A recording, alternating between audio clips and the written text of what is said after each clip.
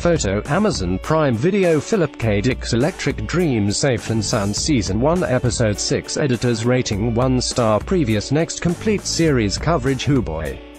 Where to even start with one of the most sneakily offensive episodes of television I've ever seen? To talk about why Safe and Sound so drastically misunderstands its own message, we first need to talk about the portrayal of race in science fiction. It's an issue that isn't discussed nearly enough because white people subconsciously love to tell sci-fi stories where race doesn't exist. Sure, a lot of sci-fi talks about race in terms of bad metaphors and needless cultural divisions, and it's all meant to show how racism is wrong and unjust. That's what the genre is supposed to do, right?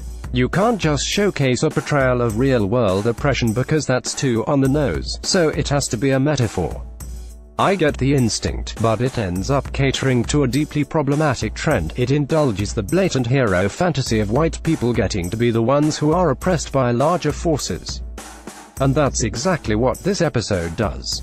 In Safe and Sound, America is divided into two elite coasts and all the oppressed potential terrorists are from the bubbles, which are clearly set in Middle America.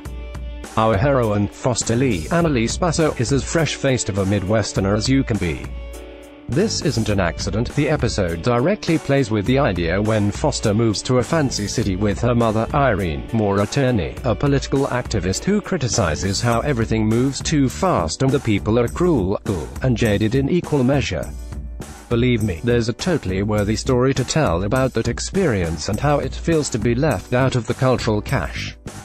But allow me to revert to all caps to emphasize the following point. To insinuate that's what it's like to be a minority is the most insulting idea possible. Not just in terms of the dangerous equivalence, but because of the way it helps propagate the erasure of the minority experience. Think about the logic of choosing a white protagonist to be the victim in the first place. In these kinds of stories, the reason often sounds like this: if we put a white face on the oppressed people, then white audiences will empathize more and see what they're doing is racist.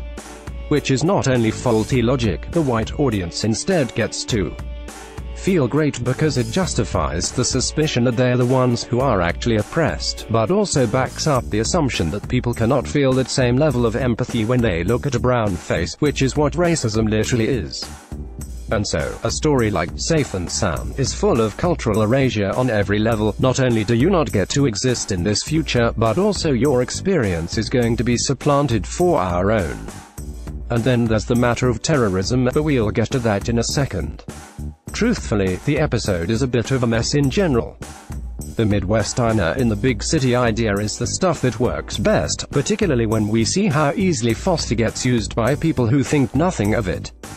There are even two great lines: "You wanted me to help you just because," and the totally disingenuous, "It's okay to have fun here." There's also some nice stuff about how we find friends online when it's hard to find them in real life. But that's all before Safe and Sound descends into the hysterics of a paranoia plot. I've spent these recaps talking about how drama is a delicate interplay of different wants clashing against each other, but so much of this episode is just noise. It's a young character thrown into violent, confusing, or irrational situations. It's an ever-altering hell of stimuli that we can't make heads or tails of, which means we can't root one way or the other. Even as the story unspools and Foster is turned into an unwitting tool of anti-terror propaganda, it's filled with unnecessary "how it all really happened" flashbacks that we just don't need. But again, that's the small stuff. Because now we have to talk about terrorism, which means we have to talk about terrorists. Specifically, what it takes for someone to commit a terrorist act. Yes, it happens to young, disenfranchised people like Foster, people who feel a need to fill some kind of hole in their lives.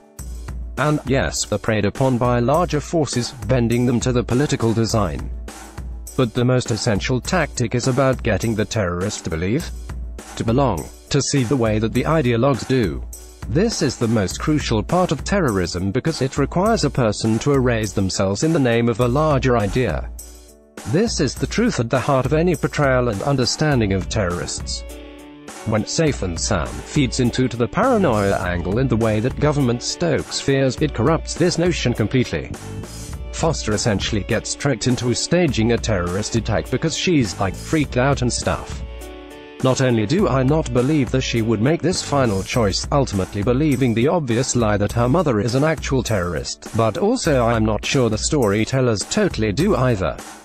Hence the need to add the backstories about Foster's father doubting his own sanity and committing suicide. Throwing in this mental illness angle is just another offensive sideswipe in a story that's chock full of them, and the result unwittingly stokes a kind of false flag paranoia nonsense that's best left to InfoWars. Racism, terrorism, government abuse, mental illness. These are deadly serious things that real people have to deal with every day. Here, they're perverted into a dramatic, power fantasy for the disenfranchised white soul. Oh snap, I think I just described InfoWars again, but as far as we're concerned, there's another important question. How the heck does something like this happen? By not thinking about it. The episode clearly wants to tackle the idea that safety can be used to manipulate society and create an authoritarian state, but by associating that idea with such misplaced metaphors, it undoes itself completely. That's what happens when a story doesn't hold up the sanctity of its central metaphors. When we write from a gut reaction aimed for dazzling effect, we get disconnected from the reality that actually matters. Science fiction is supposed to bring us closer to truth, closer to life, and closer to ourselves. And I've never seen a piece of sci-fi get so lost from the truths that matter, quite like this one.